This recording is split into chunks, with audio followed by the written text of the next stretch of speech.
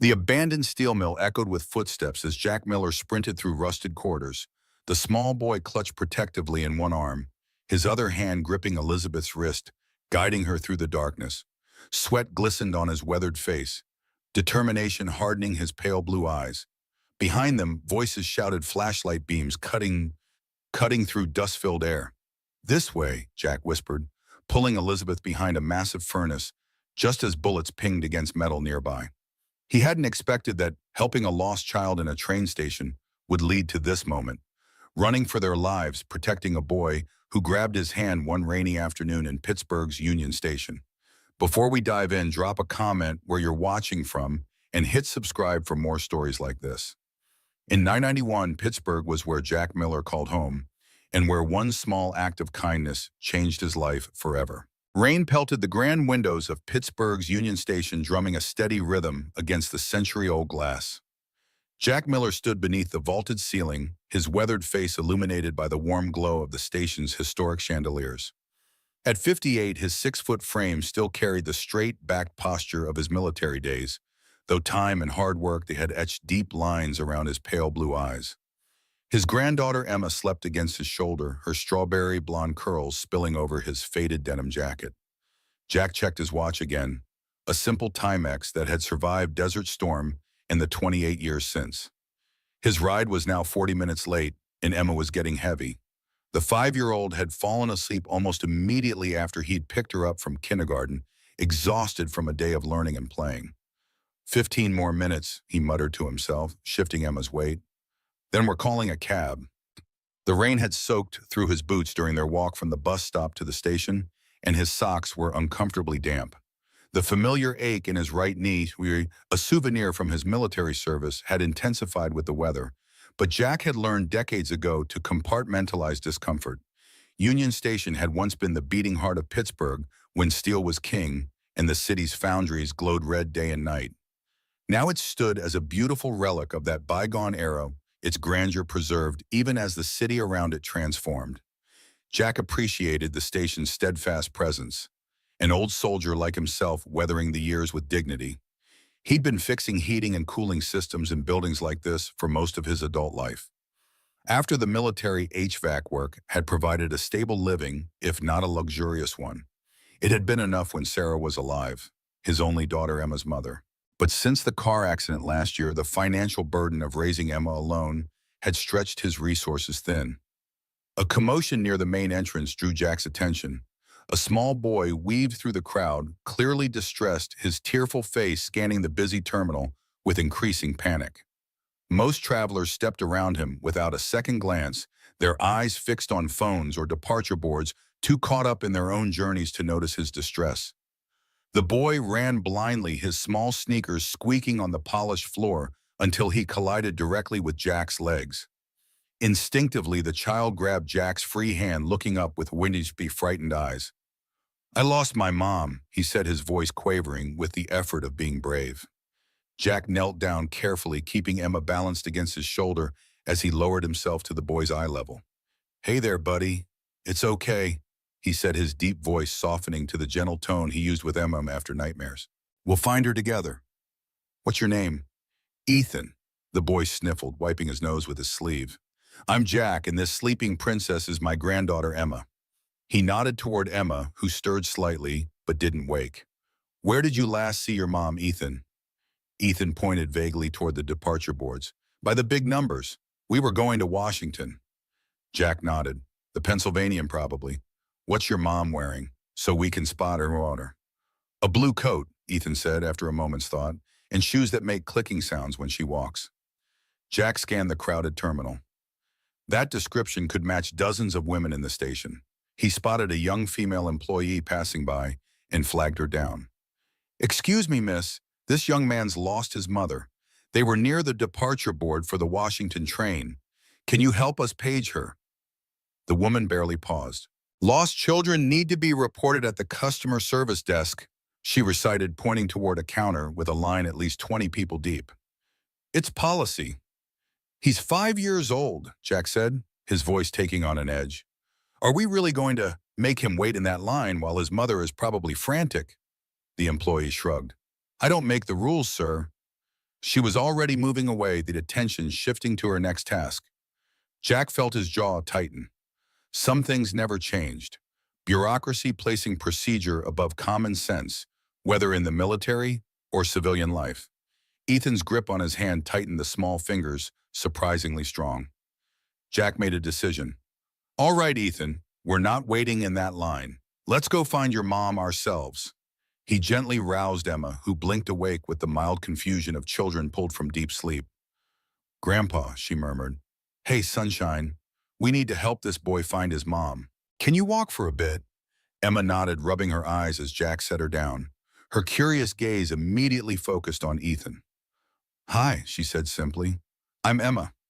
I'm Ethan, the boy replied, his distress momentarily forgotten in the way children can instantly connect. Hold hands, you two, Jack instructed, taking Emma's hand while keeping Ethan's firmly in his other. We're going on a mom-finding mission. They moved through the station toward the departure area for the Washington train, Jack's eyes constantly scanning for a woman in a blue coat who might be searching for her son. The terminal was crowded with the evening rush, commuters heading home, travelers catching the last trains out, families reuniting amid the controlled chaos of public transit. As they approached the gate area, Jack heard a woman's voice rise above the ambient noise, sharp with panic, calling a name. Ethan, Ethan. The boy's head snapped up. That's my mom. A tall woman in a navy blue wool coat pushed through the crowd, her black heels indeed clicking rapidly against the floor. Her dark hair was pulled back in an elegant twist that emphasized striking features. High cheekbones, a strong jawline, and intense blue eyes currently wide with worry. Despite her obvious distress, there was something commanding about her presence, an aura of authority that caused people to step aside as she approached. Ethan, she cried again, spotting her son. Ethan released Jack's hand and sprinted toward her. The woman dropped to her knees regardless of her expensive-looking coat and wrapped her son in a fierce embrace.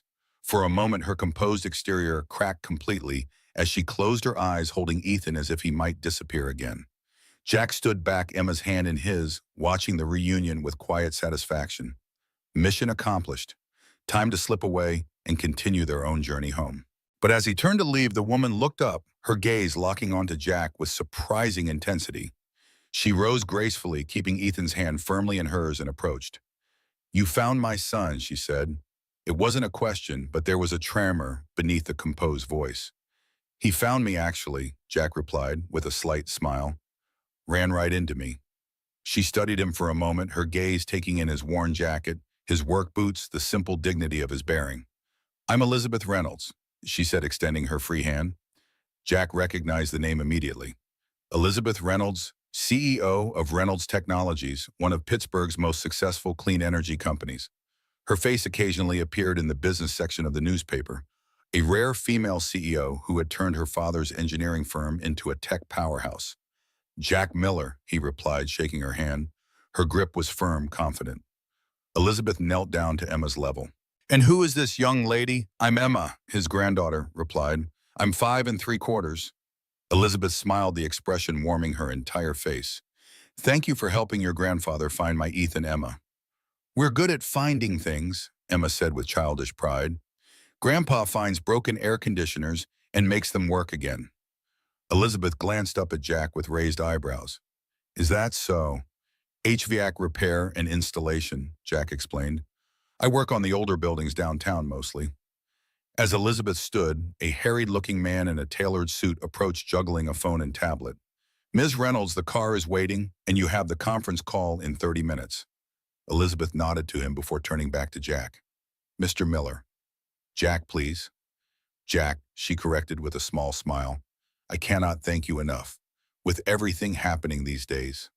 She glanced around the station with a wariness that seemed out of place for a routine trip. I would have expected most people to simply direct Ethan to a security guard or customer service desk. Most would, Jack agreed. But I've been where Ethan was, lost and scared. And where you were, terrified of losing someone precious. His hand rested briefly on Emma's head. Something unspoken passed between them. A recognition, perhaps, of shared experience beneath their vastly different circumstances. I insist on giving you a ride home, Elizabeth said suddenly. It's the least I can do, and that rain isn't letting up. Jack started to decline, a lifelong habit of self-reliance, but a glance at Emma's tired face changed his mind. The thought of waiting for another bus in the rain with an exhausted 5-year-old wasn't appealing. "That's very kind of you," he said finally. The car waiting outside was a black Cadillac Escalade with tinted windows.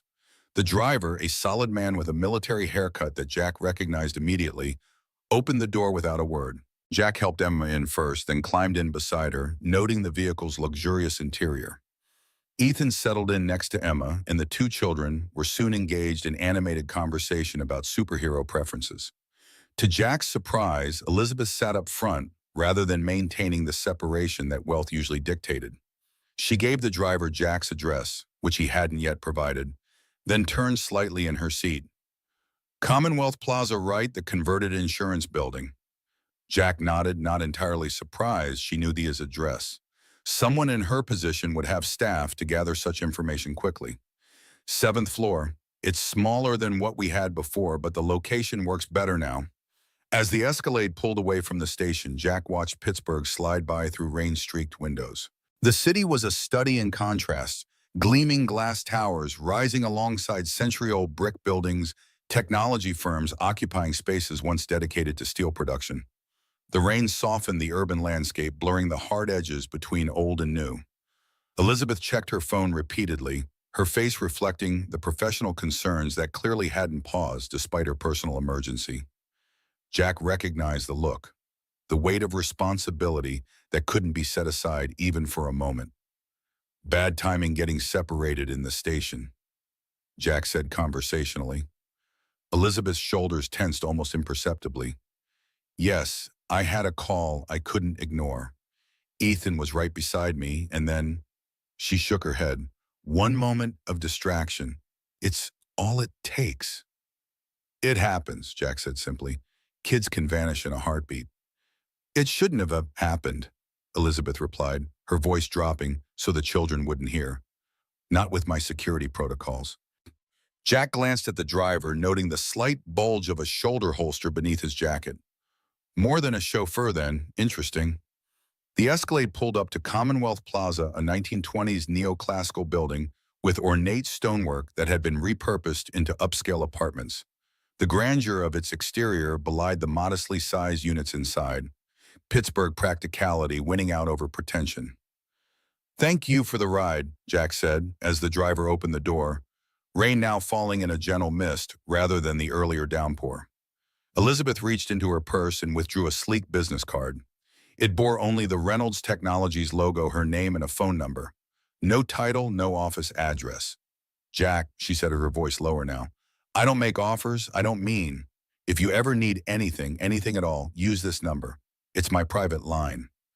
Jack studied the card, then Elizabeth's face. "That's generous, but..." "It's not generosity," she interrupted. "It's recognition. You did something today that most people wouldn't. You stopped. You helped. You cared." She glanced at Ethan, who was showing Emma something on a small electronic device. "That matters to me." Jack pocketed the card with a nod. "Thank you." As he helped Emma out of the vehicle, Elizabeth called after him. "Your granddaughter is lucky to have you, Mr. Miller." Jack looked back, meeting her gaze. "Your son is lucky to have you, Ms. Reynolds." Something unspoken passed between them, a mutual recognition perhaps of the burdens they each carried.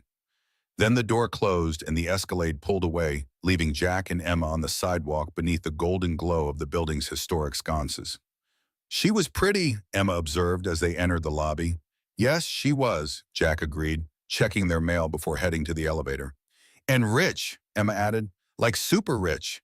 Ethan says they have a helicopter." Jack chuckled. "Is that so?" "Uh-huh. And he has a whole room just for his toys."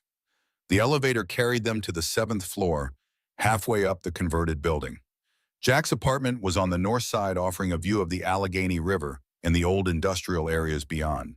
The unit was modest, 2 bedrooms, an open living area with a kitchen along one wall, and the original hardwood floors that creaked in specific spots Jack had memorized for late-night navigation. What the apartment lacked in size, it made up for in character. Tall windows, crown molding, and the solid construction of an era when buildings were made to last. Jack had furnished it simply but comfortably, with pieces that favored function over style. The walls held few decorations, save for Emma's artwork, a shadow box containing Jack's military medals, and a single photograph of Sarah, forever 34, her smile frozen in time. As he prepared a simple dinner, spaghetti with sauce from a jar, but doctored with fresh garlic and herbs, Jack found himself thinking about the encounter at the station, about Elizabeth Reynolds and the peculiar intensity in her eyes when she'd handed him her card. He'd met wealthy people before, of course. Many of the buildings he serviced were owned by Pittsburgh's elite. But there had been something different about Elizabeth, a genuineness beneath the polished exterior, a recognition that had passed between them that transcended their different circumstances. After putting Emma to bed, Jack settled in his recliner with a cup of coffee. He pulled out Elizabeth's business card, turning it over in his fingers. On impulse, he reached for his laptop, an aging machine that served its limited purposes adequately, and searched for Elizabeth Reynolds. The results painted the picture of a remarkable career. Took over her father's company at 27 after his unexpected death. Transformed Reynolds Technologies from a regional engineering firm into a leader in clean energy innovation. Divorced from Ethan's father 3 years ago, a brief mention in most articles. Current estimated worth $1.9 billion. Jack whistled softly. The woman who had knelt on a dirty station floor in her designer coat was one of the richest people in Pennsylvania. And yet there had been nothing affected about her gratitude or her concern for her son. Money changed many things, but not apparently the fundamental fears and joys of parenthood. He closed the laptop and moved to the window, looking out at the city lights reflecting off the dark river. His thoughts drifted to Sarah, to the years after his wife had died when he'd raised their daughter alone. To the unexpected joy of being a grandfather, and then the crushing responsibility of becoming Emma's guardian after the accident. Life had a way of surprising you, of taking sharp turns when you least expected it. Jack placed Elizabeth's card on his modest desk, expecting never to use it. People like Elizabeth Reynolds might cross paths with people like him occasionally, but their worlds remained fundamentally separate. Tomorrow would be another day of fixing air conditioners and heating systems, of picking Emma up from school, of making ends meet with dignity, if not abundance. He had no way of knowing that 3 days later, Elizabeth Reynolds would appear at his door, and the boundary between their worlds would begin to dissolve. The knock came at precisely 6 o'clock on a Tuesday evening.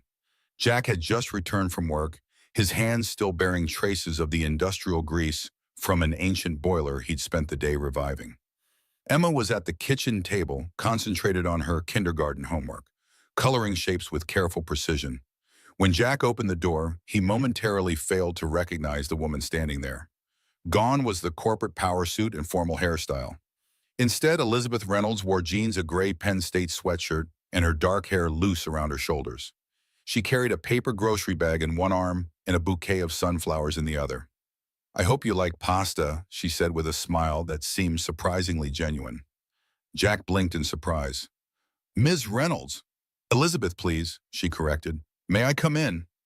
Jack stepped aside, acutely aware of his work clothes and the modest apartment beyond. Elizabeth entered with the confidence of someone comfortable anywhere, her gaze taking in the space with appreciation rather than judgment. "This place," she said, looking around, "it feels lived in. That's a compliment, by the way." Emma looked up from her homework, her eyes widening. "You're Ethan's mom."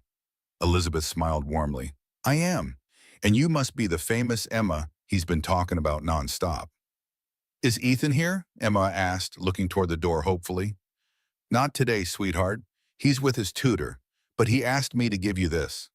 Elizabeth reached into her pocket and produced a small Captain America action figure. "He said it's better than Iron Man, but I think that's a matter of some debate." Emma accepted the gift with reverence. "Thank you. You have Black Widow, so now they can be a team." Elizabeth set the groceries on the counter and the sunflowers beside them. "I thought I might make dinner, as a proper thank you." She glanced at Jack. "Unless you already have plans." Jack was about to explain that his dinner plans involved reheating yesterday's leftovers, but Emma answered first. "Grandpa was going to make mac and cheese from the box," she announced. "Again?" Elizabeth laughed, a genuine sound that transformed her face, softening the sharp edges of her professional persona. "Well, then I think my timing is perfect. How about real pasta with a sauce that didn't come from a jar?" That would be wonderful, Jack said, finding his voice at last. But you didn't need to go to all this trouble. Elizabeth began unpacking the groceries. Pasta, fresh vegetables, herbs, a bottle of good olive oil, even a carton of premium ice cream for dessert. It's no trouble, I don't get to cook as often as I'd like. Too many business dinners. She rolled up her sleeves. May I use your kitchen? Of course, Jack said, still slightly bewildered by this domestic version of the powerful CEO. Let me wash up first. When he returned from changing into clean clothes, Jack found Elizabeth chopping vegetables with surprising skill. Emma perched on a stool beside her, carefully tearing lettuce leaves for a salad. The scene was so unexpectedly normal. Two people cooking in his kitchen, the apartment filled with the aroma of garlic and olive oil, that Jack felt a momentary disorientation, as if he'd stepped into someone else's life. Can I help? He offered. Elizabeth pointed with her knife to the grocery bag. There's a bottle of wine in there if you'd like to open it, and maybe set the table. For the next hour, they worked together in the small kitchen, moving around each other with the careful choreography that confined spaces require. Elizabeth was an accomplished cook. Jack discovered her movements efficient and practiced. This wasn't a skill acquired for show. She genuinely knew her way around a kitchen. When they finally sat down to eat, fresh pasta with a tomato sauce rich with herbs and simmered to perfection, Jack decided to address the elephant in the room. Not that this isn't a wonderful surprise, he said carefully, but I'm guessing there's more to this visit than gratitude for helping Ethan. Elizabeth twirled pasta around her fork, considering her response. You're right, of course, though the gratitude is absolutely genuine. She set her fork down. I have a business proposition for you, Jack. A business proposition? Jack repeated, his tone revealing his skepticism. Reynolds Technologies has a program called New Beginnings, she explained. We identify veterans with specific skills and provide capital for them to start or expand their own businesses. Then we contract with those businesses for services. That's commendable, Jack said cautiously. It's practical, Elizabeth countered.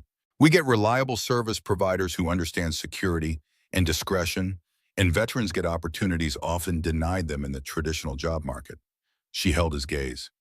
After we met, I did some research on you. Your service record is impressive, even with the redacted sections. Jack stiffened slightly.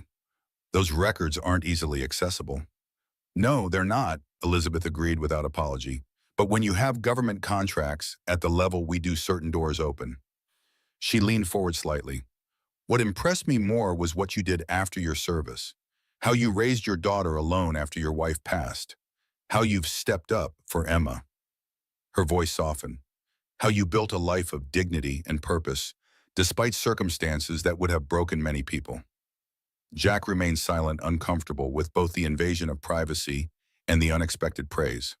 Elizabeth reached into her bag and withdrew a folder. I want to back you, Jack. Fund you. Help you establish your own HVAC company rather than working for others. Why, boy? The question was direct, stripped of pretense. Because when my son was lost and afraid, you were the only one who stopped to help, Elizabeth replied with equal directness. In a station full of people, you were the one who saw a child in need and acted. That says something about who you are. She pushed the folder across the table. And I believe in investing in good people. Jack didn't reach for the folder. What's the catch? Elizabeth's blue eyes, so like her son's, held steady.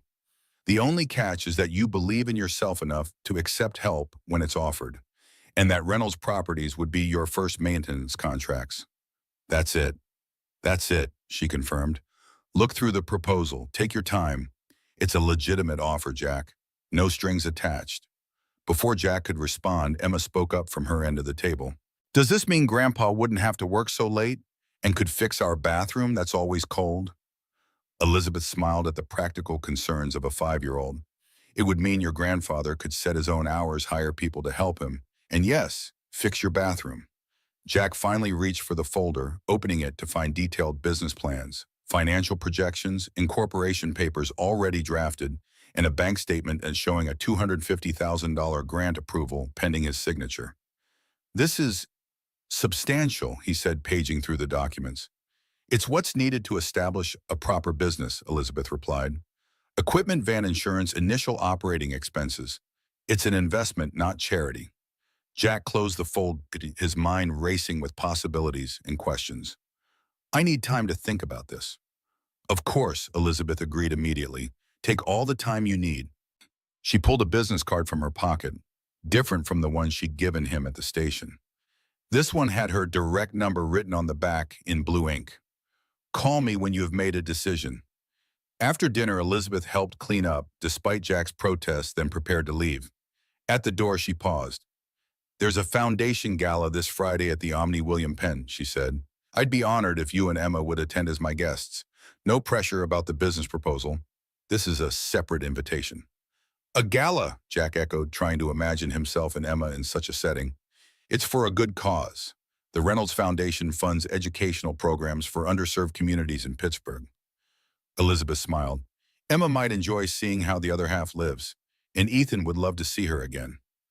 Against his better judgment, Jack found himself accepting. Elizabeth's smile widened. Wonderful.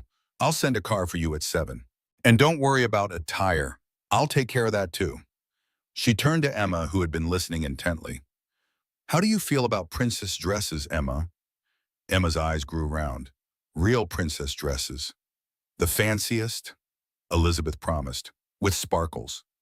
After she left, Jack sat at the kitchen table, staring at the folder containing a potential new future. Emma climbed into his lap, looking up with serious eyes. I like her grandpa, she declared. She makes good spaghetti, and she doesn't talk to me like I'm a baby. Those are excellent qualities, Jack agreed, smiling. Are you going to say yes to her business thing? Jack sighed, smoothing Emma's hair. I don't know yet, sunshine. It's complicated. Why don't you want your own company? It's not that simple, Jack tried to explain. When someone offers you something that seems too good to be true, it usually is. Emma considered this with the straightforward logic of a child. But sometimes good things just happen, right? Like how I got to live with you even though it's sad about Mommy.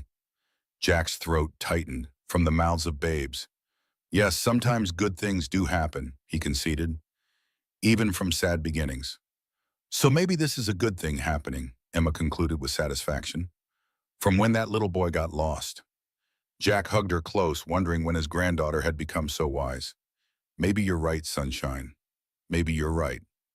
That night, after Emma was asleep, Jack examined the business proposal in detail. The terms were remarkably favorable. The grant didn't require repayment unless he sold the business within 5 years. The initial contracts with Reynolds Properties would provide stable income, and the structure gave him complete operational control. He also researched the New Beginnings program and found it was legitimate. Dozens of veteran-owned businesses had been established through it over the past 5 years with an impressive success rate. Still, questions nagged at him.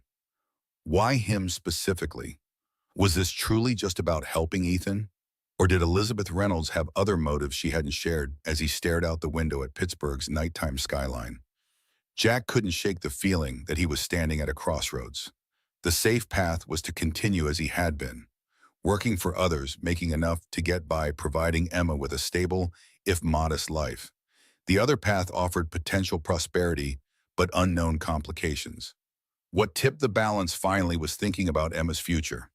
The opportunity to build something that could provide for her education, that could be a legacy beyond his pension and savings. That was something he couldn't dismiss out of hand. Well, Sarah, he said softly to his daughter's photograph, what would you tell your old man to do? He could almost hear her practical voice. Take the deal, Dad, but read the fine print. With a small smile, Jack decided he would accept Elizabeth's offer, cautiously with eyes wide open to whatever complications might arise. After all, he'd faced worse odds in the desert 30 years ago and come through standing. What he couldn't possibly know was that his decision would entangle him not just in a new business venture, but in a web of danger and intrigue surrounding Elizabeth Reynolds and her enigmatic former head of security, a man named Marcus Grant, who had very specific reasons for wanting Jack Miller out of the picture permanently. The midnight blue dress arrived on Friday morning, delivered in a white box tied with silver ribbon. Emma's gasp of delight when she opened it echoed through the apartment, her small hands reverently touching the sparkling fabric as if it might dissolve at her touch. It's like the stars, Grandpa, she exclaimed, holding the dress against herself and twirling. The accompanying silver shoes and a delicate bracelet with a tiny star charm only heightened her excitement. Jack's own package contained a tailored black suit that somehow fit his frame perfectly, along with a crisp white shirt and a blue tie that matched Emma's dress. A note in elegant handwriting read simply, "No arguments about the clothes. See you tonight. E." As they rode in the sleek town car Elizabeth had sent, not the security-heavy Escalade from before, but a more discreet Lincoln with a professional driver. Jack fought against his natural discomfort with accepting such generosity. Emma, however, had no such reservations. She sat beside him in her finery legs, swinging periodically, touching her bracelet as if to confirm it was real. "Do you think there will be a princess at the party?" she asked, her fifth variation on the question since they'd left the apartment. "Elizabeth isn't technically a princess," Jack explained again, "but she's probably the closest thing Pittsburgh has to one. Because she's rich. Because she helps people," Jack corrected gently. "Real royalty isn't about money, Emma. It's about how you treat others." Emma considered this seriously. "Like how you helped Ethan." "Exactly like that." The Omni William Penn Hotel stood as a testament to Pittsburgh's early 20th century prosperity. 16 stories of Italian Renaissance architecture crowned with ornate terracotta detailing. Built in 1916 when steel money flowed freely through the city, it had hosted presidents, celebrities, and dignitaries for over a century. Tonight, its grand ballroom would showcase the Reynolds Foundation's most significant supporters and partners. The lobby alone spoke of another era. There's marble floors, crystal chandeliers, gilded moldings, and a massive central staircase that ascended in twin curving flights. Emma's eyes widened as she took in the splendor, her small hand tightening around Jack's. "It's like a castle," she whispered. "Sure is," Jack agreed, feeling decidedly out of place despite his new suit. A young woman in a black evening dress approached them, tablet in hand. "Mr. Miller, I'm Sophia, Ms. Reynolds' assistant. She asked me to escort you personally." Her gaze shifted to Emma with a genuine smile. "And this must be the famous Emma. Elizabeth has told me all about you." Emma beamed at being recognized while Jack filed away another note. Elizabeth's staff had been briefed about them. Sophia led them through the lobby toward the grand ballroom, passing clusters of Pittsburgh's elite in formal attire. Jack caught snippets of conversation. Stock prices, property developments, political connections, the casual commerce of wealth and influence.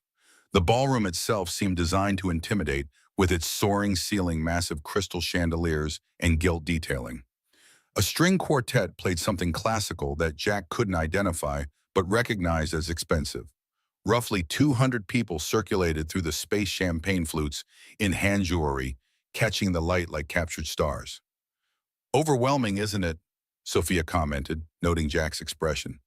"Don't worry, Elizabeth doesn't care for all this pomp either. It's necessary for fundraising, nothing more." Before Jack could respond, a hush fell over the room. All eyes turned toward the main staircase where Elizabeth Reynolds had appeared, a vision in a black silk gown with intricate silver threadwork that caught the light with every movement. Her dark hair fell in soft waves past her shoulders, and a simple diamond pendant at her throat was her only jewelry. Unlike many of the women present, she wore her wealth with understated confidence rather than ostentatious display. What struck Jack most, however, was how she scanned the crowd, not with the practiced smile of a hostess, but with the focused gaze of someone looking for a specific face. When her eyes found his, her entire demeanor changed. The tension in her shoulders eased, and her smile transformed from professional to genuine. She descended the stairs with graceful efficiency, moving directly toward them through the parting crowd. "You came," she said simply when she reached them, as if his presence had been uncertain. "You invited us," Jack replied with a slight smile. Elizabeth knelt to Emma's level, her expensive gown pooling around her on the ballroom floor without a second thought. "You look absolutely beautiful, Emma." "Thank you for the dress," Emma replied, suddenly shy in the presence of such elegance. "And the shoes. And the bracelet." "You're very welcome. I'm so glad you like them." Elizabeth straightened, turning to Jack. "And you clean up rather well yourself, Mr. Miller." "The suit helps," Jack admitted, "though I feel a bit like I'm in costume." Elizabeth's eyes showed appreciation for his honesty. Most people here would sooner die than admit they're uncomfortable. She glanced around at the assembled guests. There's something refreshing about someone who doesn't pretend. A server approached with a tray of champagne flutes. Elizabeth took two, handing one to Jack. I have to make the rounds, but I'd like you to meet some people first. Important people. Jack accepted the champagne but didn't drink. I'm not much for networking. This isn't networking, Elizabeth said, her voice dropping lower. This is giving you allies. People who can help with your new venture, assuming you're still considering my offer. I am, Jack confirmed. The proposal is solid, but I still have questions. Of course you do, and I'll answer all of them after the formalities. Elizabeth turned to Sophia. Would you mind taking Emma to meet Ethan? He's in the children's area with his tutor. Sophia nodded, offering her hand to Emma. They have an ice cream sundae bar, she confided, which was all the persuasion Emma needed. As they walked away, Jack felt a momentary pang of protective instinct, but forced himself to focus on Elizabeth, who was already guiding him toward a group of distinguished-looking men near a columned archway. Jack Miller, Elizabeth said as they approached. I'd like you to meet Richard Harrington, president of the Pittsburgh Commerce Bank, and Thomas Westfield, director of urban development for the city. The introductions continued as Elizabeth smoothly integrated Jack into conversations with key figures in Pittsburgh's business and civic landscape. He recognized her strategy, establishing him as someone under her personal protection, someone to be taken seriously despite his lack of credentials or connections. It was skillfully done, and Jack found himself grateful for her efforts even as he maintained his natural reserve. After nearly an hour of these carefully orchestrated introductions, Elizabeth guided Jack toward a quieter corner of the ballroom. You've been very patient, she observed. Most people would be overwhelmed by now. I've been in more stressful situations, Jack replied dryly, though none with quite so many different folks at the dinner table. Elizabeth laughed, a genuine sound that momentarily drew attention from nearby guests, clearly surprised to see the normally composed CEO so relaxed. You start from the outside and work your way in, she advised. But honestly, I've always thought it was ridiculous too. A comfortable silence fell between them both, watching the glittering crowd from their relative sanctuary. Jack took the opportunity to ask the question that had been on his mind. Why me, Elizabeth, really? There must be dozens of veterans with better business credentials, better connections. Why choose a middle-aged HVAC repairman to invest in? Elizabeth considered him for a long moment. Because you remind me of my father, she finally said, her voice softer now. He built Reynolds Technologies from nothing. No connections, no inherited wealth, just intelligence and uncompromising integrity. She turned to face Jack fully.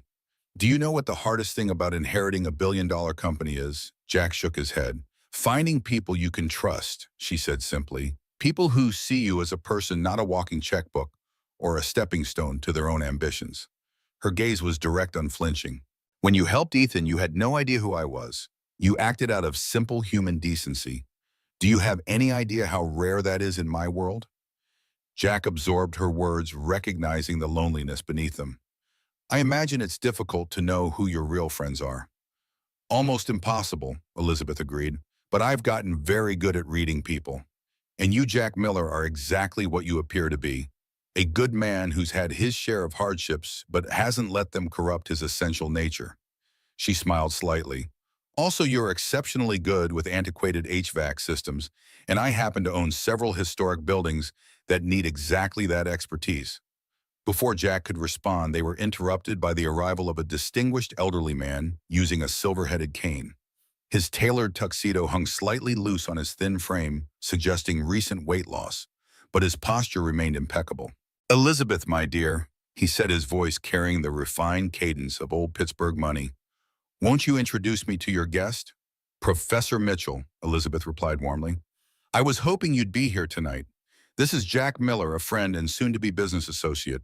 Jack, this is Howard Mitchell, Professor Emeritus of Engineering at Carnegie Mellon and my father's oldest friend.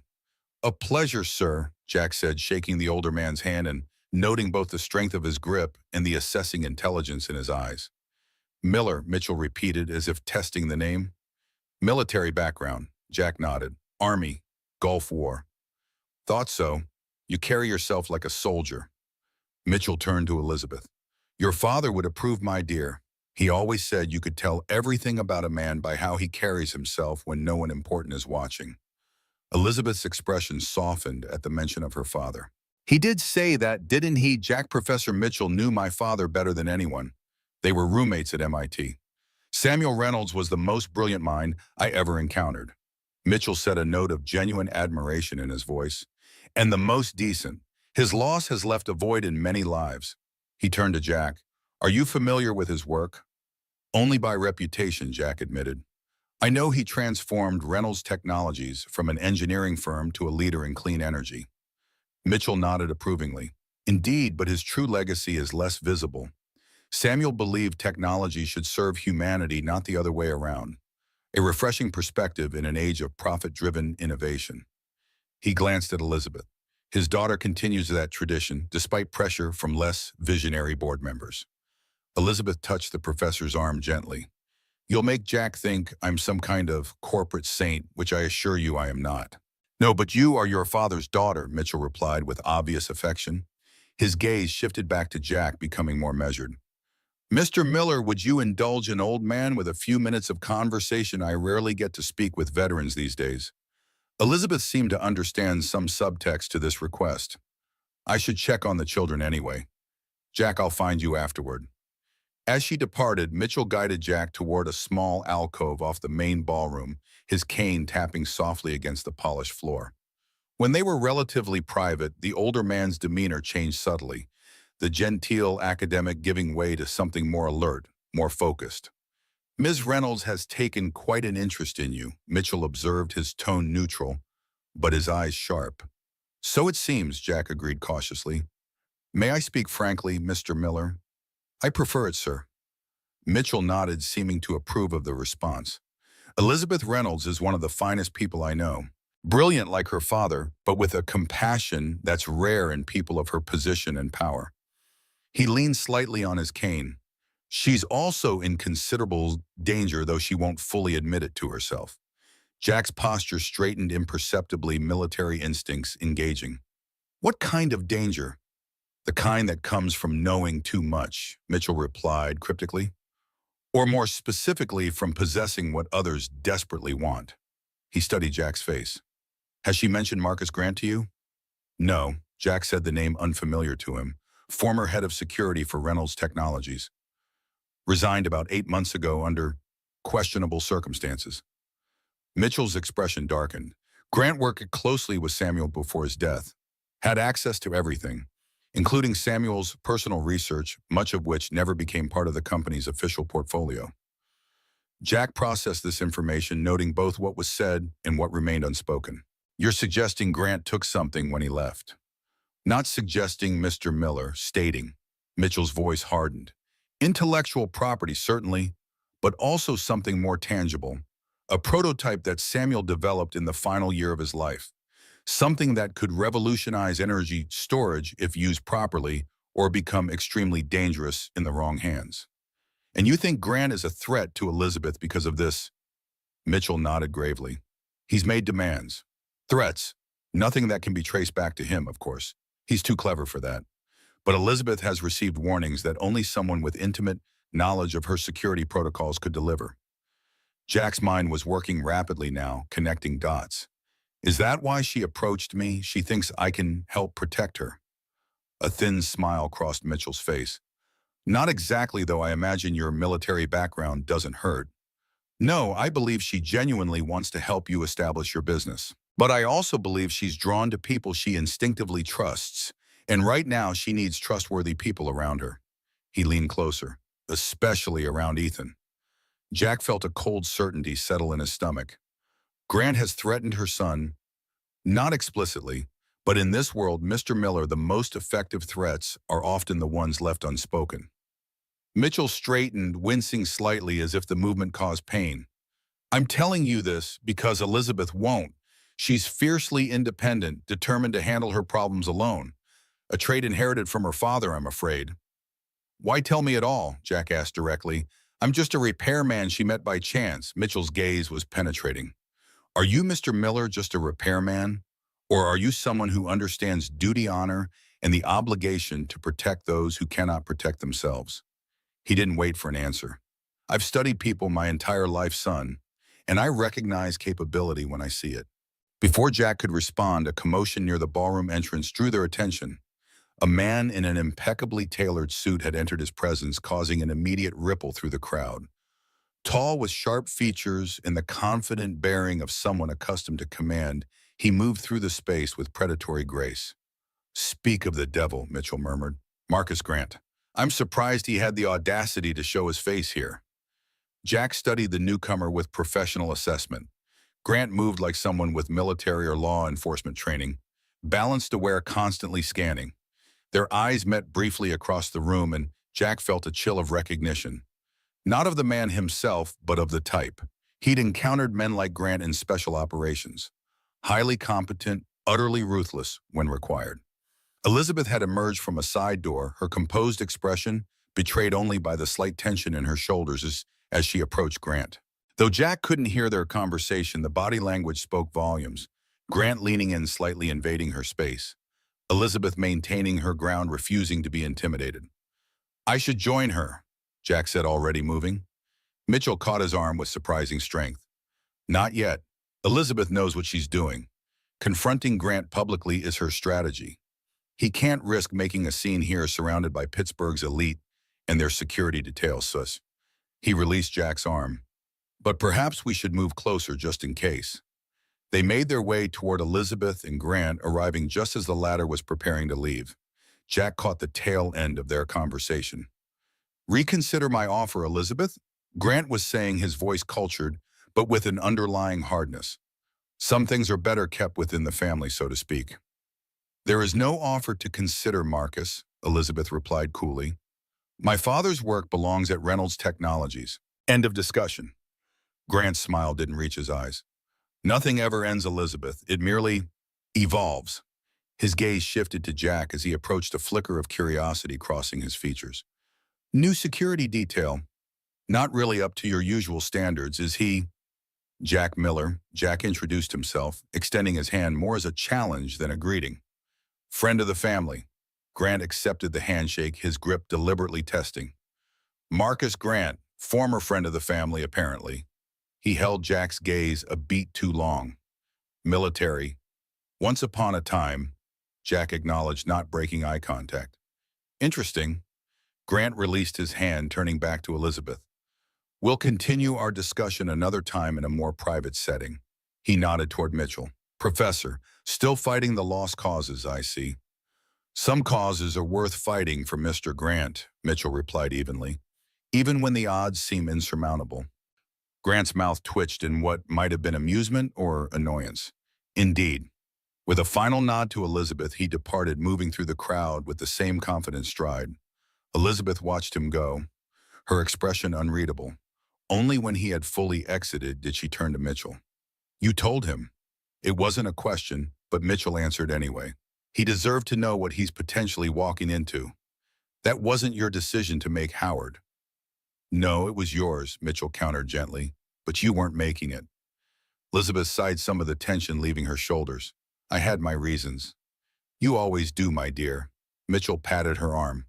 "Now, if you'll excuse me, these old legs need a rest before the speeches begin."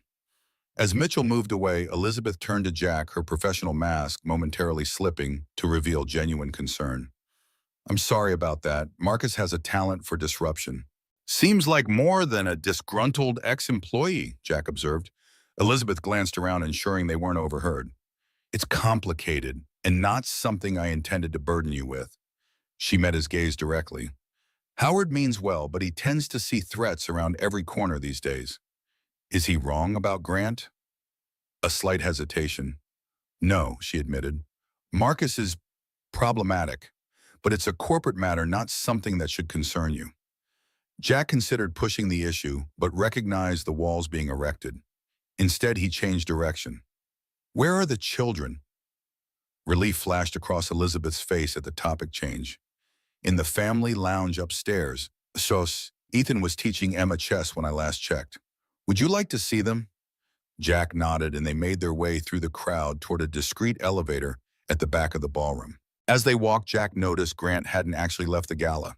He was standing near the main entrance, watching them with undisguised interest. The family lounge on the mezzanine level was a stark contrast to the formal ballroom. Comfortable furniture, subdued lighting, and various entertainment options for children whose parents were attending events downstairs. Emma and Ethan sat at a small table, a chessboard between them, both concentrating intensely on the game. Knight takes bishop, Emma announced triumphantly, making her move. Ethan studied the board with a frown that mimicked his mother's expression when deep in thought. But now my queen can take your knight, he countered, executing the move. I know, Emma replied with the confidence of someone who had planned ahead. But now my pawn can take your queen. Ethan's eyes widened as he saw the trap. How did I miss that? Elizabeth laughed softly beside Jack. Your daughter taught her well, she murmured. Sarah loved chess, Jack confirmed, a bittersweet memory surfacing. Played with Emma from the time she could recognize the pieces. The children looked up at the sound of their voices, both faces lighting with matching smiles. Grandpa, I'm winning, Emma exclaimed. Mom, she's really good, Ethan added with genuine admiration. Jack and Elizabeth exchanged a glance, sharing a moment of simple parental pride that transcended their different worlds. For that brief instance, they were just two people delighting in their children's joy. The speeches will be starting soon, Elizabeth said after a moment. I have to give the foundation address. She turned to Jack. Would you mind staying with the children? I'll send Sophia to bring you all down for dessert afterward. Of course, Jack agreed. As Elizabeth prepared to leave, Ethan suddenly spoke up. Mom, is the bad man gone? A flash of concern crossed Elizabeth's face. What bad man, sweetie? The one who was watching us at home yesterday, Ethan said simply. The one who used to work with Grandpa Samuel. Elizabeth knelt beside her son, her voice gentle but urgent. Ethan, what are you talking about? Did you see someone watching the house? Ethan nodded. From the black car. He had a camera with a long tube on it. Jack recognized the description of a telephoto lens. Elizabeth's expression hardened momentarily before she smoothed it into reassurance. It was probably just paparazzi, honey. Nothing to worry about. She kissed his forehead. Stay with Mr. Miller and Emma. Okay, I'll be back soon. As Elizabeth left, Jack settled into a chair near the children, his mind processing this new information. Grant wasn't just making business threats. He was conducting surveillance on Elizabeth's home where her child lived. The situation was escalating from corporate espionage to something more personal and potentially dangerous. Mr. Miller, Ethan said, interrupting Jack's thoughts. Do you know how to stop bad people? The directness of the question caught Jack off guard. Sometimes, he answered carefully. Why do you ask? Because the man in the car looked at me like I was something he wanted to take, Ethan replied with disturbing insight for a 5-year-old. And he makes Mom scared even if she pretends she's not. Jack felt a protective instinct surge within him, not just for Emma now, but for this perceptive boy who sensed more than the adults around him realized. Has your mom talked to the police about this man? Ethan shook his head. She says it's complicated because he knows things. He turned his attention back to the chessboard. Your move, Emma. The children resumed their game, the moment of seriousness passing as quickly as it had arrived. Jack watched them play his military mind, already cataloging potential threats and countermeasures. Whatever Elizabeth's reasons for keeping Grant's threats to herself, the stakes had clearly risen now that children were involved. After about 20 minutes, Sophia arrived to escort them downstairs for the dessert reception. As they prepared to leave, Jack noticed Ethan carefully packing away the chess pieces, ensuring each one was in its proper place in the wooden box. My grandpa Samuel gave me this set, he explained when he caught Jack watching. He said chess teaches you how to think ahead, to see the whole board. Your grandpa was right, Jack agreed. It's good to see the whole board. But sometimes people hide pieces, Ethan added, with that same unsettling perception. That makes it harder. Jack helped Emma with her shoes, which had come slightly loose during play. Then you have to work with the information you have and be ready to adjust when new pieces appear. Ethan considered this, then nodded seriously. I think that's what Mom is trying to do. Downstairs, the formal program had concluded, and the ballroom had been transformed for dessert and dancing. Elizabeth was surrounded by well-wishers graciously accepting compliments on her speech, which Jack had missed. She caught his eye across the room and gave a small nod of acknowledgement. Shall we get some of that chocolate fountain? Jack suggested to the children, spotting an elaborate dessert display. As they navigated toward the dessert table, Jack felt a presence beside him. Marcus Grant had appeared seemingly from nowhere, his attention focused on Ethan. Hello, young man, Grant said, his voice carefully modulated to sound friendly. Remember me? I used to work with your mother. Ethan moved closer to Jack, his small body tensing. I remember. Grant smiled, though the expression didn't reach his eyes. Smart boy, just like your grandfather. His gaze shifted to Jack. Mr. Miller, isn't it quite the coincidence you connecting with the Reynolds family so fortuitously? No coincidence, Jack replied evenly. Just being in the right place at the right time. Indeed, Grant's attention returned to Ethan. Your mother's speech was quite moving, all about continuing your grandfather's legacy, though I sometimes wonder if she truly understands what that legacy entails. He reached out as if to touch Ethan's shoulder. Jack smoothly intercepted, placing himself between Grant and the children. The kids were just heading for dessert, if you'll excuse us. Grant withdrew his hand, his expression hardening fractionally before resuming its practiced charm. Of course. Children and their sweets, a timeless combination. He produced a business card offering it to Jack. When you're ready for a more complete picture of the Reynolds family and their enterprises, call me. I think you'd find it enlightening. Jack accepted the card without comment, guiding the children away toward the dessert table. As they departed, he felt Grant's gaze following them across the room. The remainder of the evening passed without further incident. Elizabeth rejoined them for dessert, skillfully integrating Jack and Emma into conversations with foundation donors while keeping the topics light and accessible. To casual observers, they might have appeared to be old friends rather than recent acquaintances. As the gala wound down, Elizabeth arranged for her driver to take them home. In the quiet privacy of the car, Emma fell asleep against Jack's side, exhausted from the excitement and sugar. She's wonderful, Elizabeth said softly, watching Emma sleep. So bright and resilient. She's had to be, Jack replied, gently stroking his granddaughter's hair. Elizabeth was quiet for a moment, then spoke with careful precision. I saw you speaking with Marcus earlier. He approached us at the dessert table, Jack confirmed. Seemed particularly interested in Ethan. A flash of alarm crossed Elizabeth's face before she controlled it. What did he say? Nothing explicit, but Ethan was uncomfortable around him. Jack met her gaze directly. Elizabeth, what's really going on here? Mitchell mentioned intellectual property, a prototype, but this feels more personal than corporate espionage. Elizabeth sighed, the composed CEO momentarily giving way to a worried mother. It is personal. Marcus worked closely with my father for years. After my father died, Marcus expected to be given control of certain research projects. Projects my father had kept separate from the main company. Her voice hardened. When I refused, he resigned, taking sensitive information with him. He's been pressuring me ever since to sell him the rights to my father's final project. What kind of project? An energy storage system unlike anything currently available, Elizabeth replied after a moment's hesitation. My father called it legacy. It could revolutionize how we power everything from homes to vehicles to entire cities. She looked out the window at the passing cityscape. But it's not ready yet. The prototype is unstable, potentially dangerous if misused. And Grant wants it anyway. He wants to sell it to the highest bidder, regardless of their intentions. Her gaze returned to Jack. My father believed technology should improve lives, not endanger them. I won't betray that principle, no matter how much pressure Marcus applies. Jack absorbed this information, filling in gaps in the puzzle. Has he threatened you directly? Not in ways that could be proven, Elizabeth admitted. Strange phone calls, security breaches at my home that somehow evade detection. And now apparently surveillance. She glanced at Emma's sleeping form. I never intended to involve you in this, Jack. The business proposal is genuine, completely separate from my issues with Marcus. I believe you, Jack said, surprised to realize he meant it. But I'm involved now, whether either of us intended it or not. Elizabeth studied him for a long moment. What did you tell your commanding officers when they asked why you enlisted Jack? The question seemed like a non sequitur, but Jack answered anyway. That I wanted to be part of something bigger than myself. To protect people who couldn't protect themselves.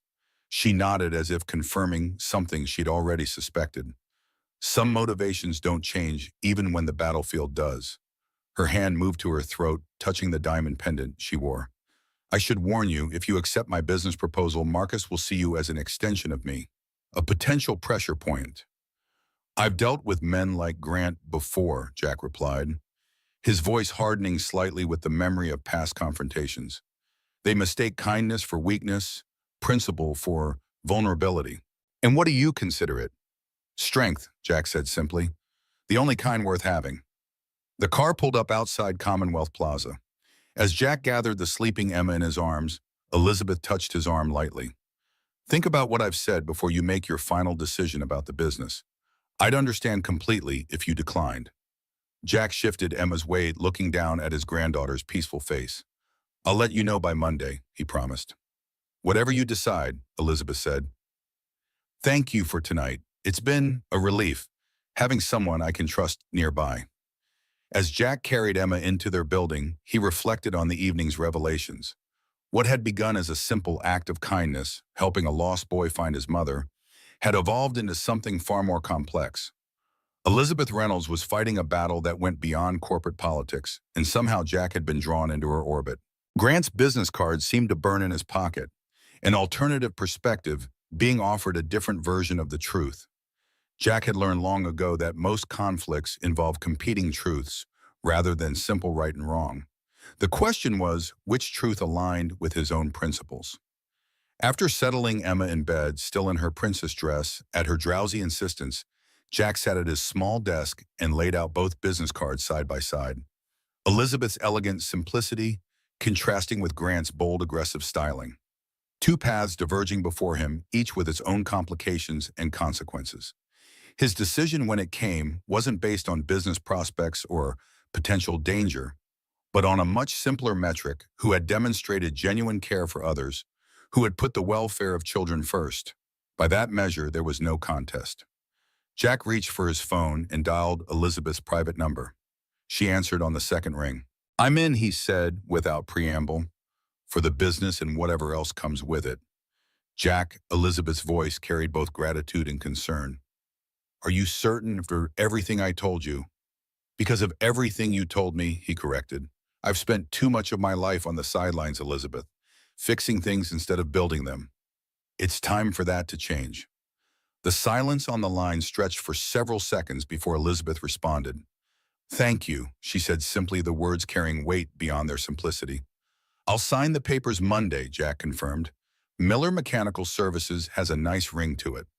Yes, it does, Elizabeth agreed, warmth entering her voice. Get some rest, Jack. I have a feeling we're both going to need it in the days ahead. After they disconnected, Jack moved to the window overlooking the city. Pittsburgh spread before him, a patchwork of lights against the dark hills, the rivers cutting black ribbons through the urban landscape. Somewhere out there, Marcus Grant was likely planning his next move, seeing Jack now as a new variable in his equation. Let him, Jack thought with quiet determination. Some things were worth protecting, worth fighting for. A principle he'd lived by in the desert 30 years ago, and one that still defined him now. Elizabeth Reynolds and her son had become part of that equation, joining Emma all in the circle of people Jack considered under his protection. Miller Mechanical Services would be more than just a business. It would be a new beginning, a purpose beyond daily survival. And if that beginning came with complications and potential danger, well, Jack Miller had never been one to choose the easy path. As he turned from the window, his gaze fell on the photograph of Sarah. What do you think, kid? He asked softly. Your old man getting mixed up in billion-dollar corporate intrigue. He could almost hear her practical, optimistic voice. About time you had an adventure, Dad. Just watch your six. With a small smile, Jack made a silent promise to do exactly that. Whatever Marcus Grant was planning, whatever threat he posed to Elizabeth and Ethan, Jack would be ready. The game had begun, and like Ethan's chess set, all the pieces were now on the board. What Jack couldn't possibly know was how quickly the game would escalate, or that by Monday morning both children would be in grave danger, forcing him to fall back on skills he hadn't used in decades, and testing his newfound alliance with Elizabeth Reynolds in ways neither of them could anticipate. Monday dawned with a bitter wind that carried the last bite of winter, despite the calendar's insistence that spring had arrived. Jack stood at his apartment window, coffee in hand, watching the first light illuminate Pittsburgh's skyline. Today he would sign the papers to establish Miller Mechanical Services, the beginning of a new chapter that both excited and unsettled him. Emma was still asleep, exhausted from the weekend's adventures.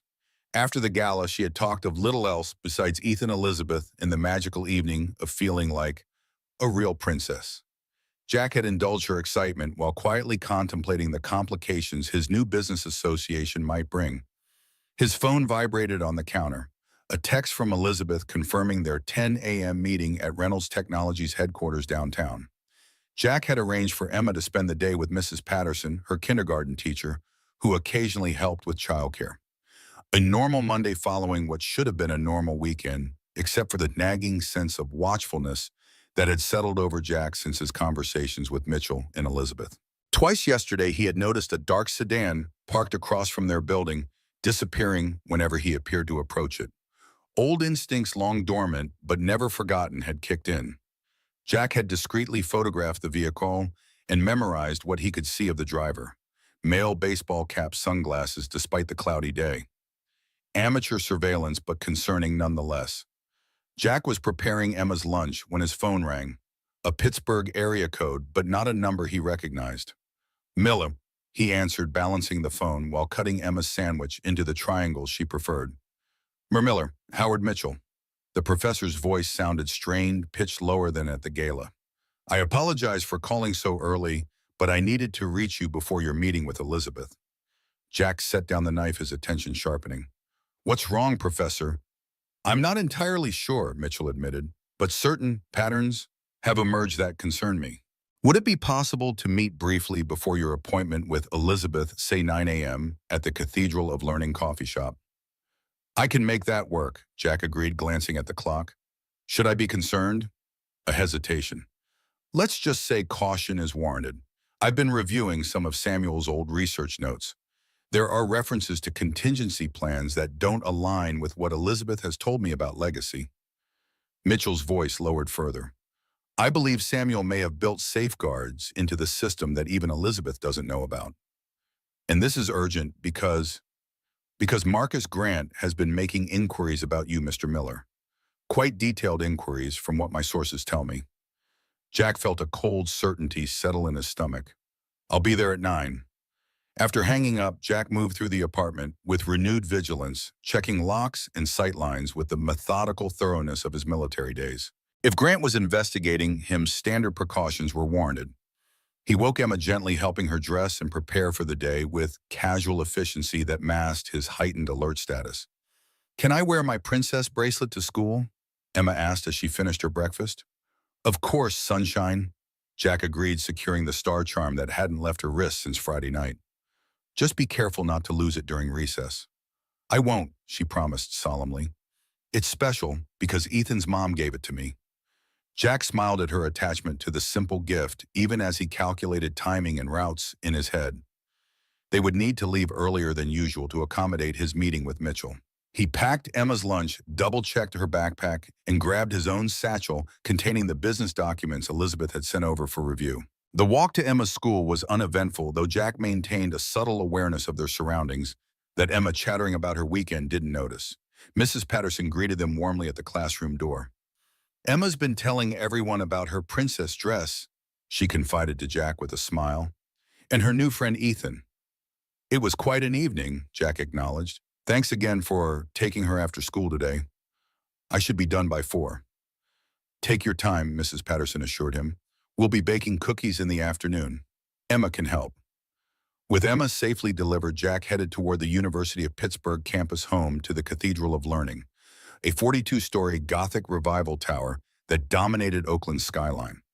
The coffee shop on the ground floor was popular with students and faculty alike, offering relative anonymity amidst academic bustle. Mitchell was already there when Jack arrived, seated at a corner table with his silver-headed cane propped beside him.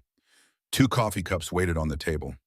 The professor looked more tired than he had at the gala, the lines in his face deeper in the morning light. Black, no sugar, Mitchell said as Jack sat down. Elizabeth mentioned your preference. Thank you, Jack replied, taking a careful sip. You look concerned, Professor. Mitchell's gaze was sharp despite his obvious fatigue. Direct, good. We haven't much time. He reached into his jacket and withdrew a small flash drive. This contains portions of Samuel Reynolds' private research journals, the ones not included in company records. Elizabeth has never seen these. Jack accepted the drive but didn't pocket it yet. Why give this to me? Why not Elizabeth? Because I'm not entirely certain who can be trusted right now, Mitchell admitted. And because you're new to this situation and with no prior allegiances except to Elizabeth herself. He leaned forward slightly. Samuel was more than just a brilliant engineer, Mr. Miller. He was a man who understood power, both its promise and its peril. The Legacy Project, Jack prompted. Mitchell nodded. Legacy is exactly what the name suggests. Samuel's final gift to humanity, an energy storage system that could end dependency on fossil fuels virtually overnight. His expression darkened. But like any transformative technology, it has dual applications. The same principles that allow unprecedented energy storage could, with modifications, create weapons of devastating potential. And Grant wants to sell to weapons manufacturers, Jack surmised. Among others, the highest bidders regardless of intention. Mitchell tapped the flash drive with a gnarled finger. Samuel anticipated this. He built fail-safes into the system, biological keys that would prevent unauthorized use. Biological keys. DNA recognition, Mitchell clarified. The Legacy prototype will only function for individuals with specific genetic markers, markers present in the Reynolds bloodline. Understanding dawned. That's why Grant has been watching Ethan. Mitchell's expression confirmed Jack's conclusion. The boy is quite literally the key to making the technology work. Elizabeth believes Grant simply wants the intellectual property, the patents. What she doesn't realize is that he needs Ethan as well. Jack felt a chill that had nothing to do with the morning air. You're suggesting Grant might try to take the child. I fear it's already in motion, Mitchell replied grimly. My contacts in university security reported someone accessing Elizabeth's personal files in the alumni database over the weekend, her emergency contacts including Emma's school information. Jack was already on his feet, phone in hand. I need to call the school. Wait, Mitchell cautioned. If Grant is monitoring your communications, a sudden call pulling Emma from school would confirm she's a vulnerability. He reached for his cane, pushing himself upright with effort. My car's outside. We can drive there directly. I should warn Elizabeth. Jack said, already texting Mrs. Patterson that he was returning to collect Emma for a doctor's appointment. After we secure Emma, Mitchell agreed. Elizabeth is at Reynolds Technologies headquarters, one of the most secure buildings in Pittsburgh. The children are the vulnerable points right now. They moved through the cathedral's grand commons toward the exit, Mitchell keeping pace despite his cane. Outside, a black Lincoln town car waited at the curb, the driver stepping out to open the rear door as they approached. Oakland Elementary, Mitchell instructed as they settled into the back seat. As quickly as possible, James. The driver nodded and pulled smoothly into traffic. Jack used the drive to call Elizabeth's office, only to be informed by her assistant that she was in a closed meeting with the board of directors and couldn't be disturbed. It's an emergency, Jack insisted. I need to speak with her immediately. I'm sorry, Mr. Miller, but the board meeting is absolutely critical, the assistant replied with practiced politeness. I can have her call you as soon as it concludes. Jack ended the call in frustration. She's unavailable. Board meetings at Reynolds Technologies are conducted in a Faraday cage room, Mitchell explained. No signals in or out. A security measure Samuel implemented years ago after a competitor attempted electronic eavesdropping. The elementary school came into view, its brick facade and colorful playground visible from a block away. As they approached, Jack noticed a dark sedan parked across from the school entrance, the same vehicle he'd spotted near his apartment building. That car, Jack said, pointing it out to Mitchell. It's been watching my building. Mitchell leaned forward to address the driver. James, stop here. Don't approach the school directly. The Lincoln pulled to the curb, half a block from the school. Jack scanned the area with practiced efficiency, noting positions, sight lines, and potential threats. 2 men in the sedan, he reported quietly. Driver and passenger. They're watching the main entrance. Mitchell's expression was grave. Grant's people, almost certainly. Jack was already formulating a plan. I'll approach from the side street, enter through the staff parking lot. The kindergarten classrooms are on the ground floor east wing. He checked his watch. It's 9:27. They should be in their first activity period. I'll have James circle around to the rear exit, Mitchell suggested.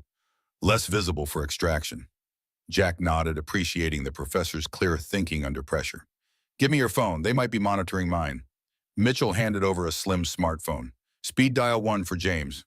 10 minutes, Jack said, already moving toward the side street that would give him access to the school's eastern entrance. He walked with purposeful casualness. Just another parent approaching the school, nothing to draw attention from the watching sedan. The staff entrance required a key card, but Jack had long since made a point of knowing all access routes to Emma's school. A delivery door at the kitchen loading dock was propped open for a produce delivery, allowing him to slip inside unnoticed. From there, he navigated the familiar hallways to Mrs. Patterson's kindergarten classroom. Through the door's window, he could see the children seated in a circle for story time, Emma's strawberry blonde curls unmistakable among them. He knocked softly, catching Mrs. Patterson's eye. She excused herself from the group and stepped into the hallway. "Mr. Miller, is everything all right?" "Family emergency," Jack explained quietly. "I need to take Emma now." Something in his tone must have conveyed the urgency because Mrs. Patterson didn't question him further. "Of course, let me get her things." Within minutes, Emma was in the hallway, her backpack and lunch bag in hand, confusion evident on her small face. "Grandpa, is it time to go already?"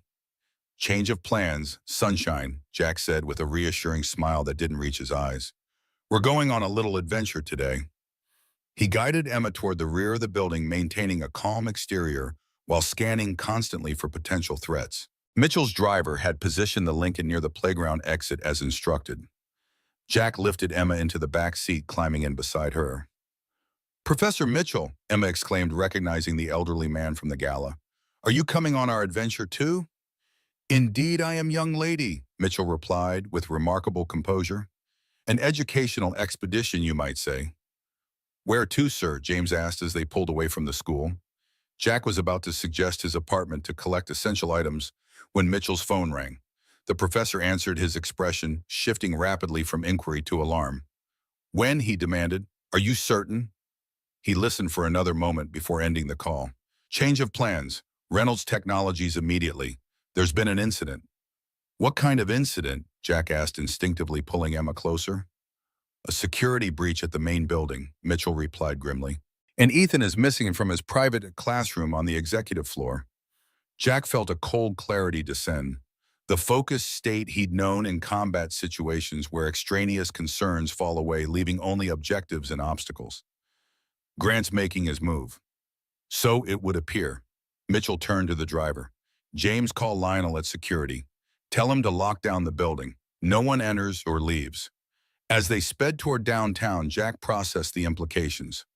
This was coordinated. Watchers at Emma's school, a team at Reynolds Technologies for Ethan. "Yes," Mitchell agreed, "though I don't understand why they would move in daylight with so many witnesses." "Desperation," Jack suggested, "or a timetable we don't know about."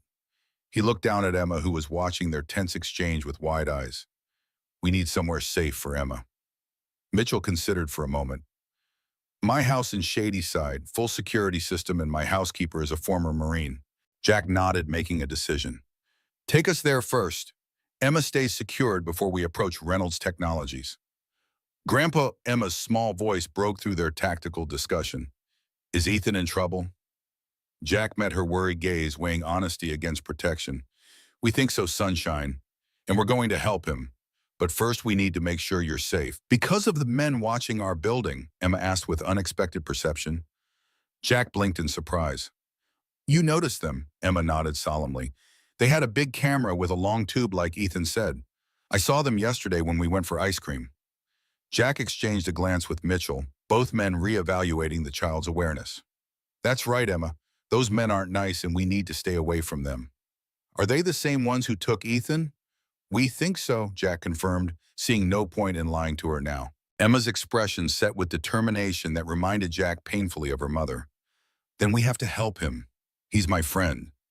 "We will," Jack promised, "but keeping you safe comes first." Mitchell's Shadyside home proved to be a stately Victorian mansion set back from the street behind wrought iron gates.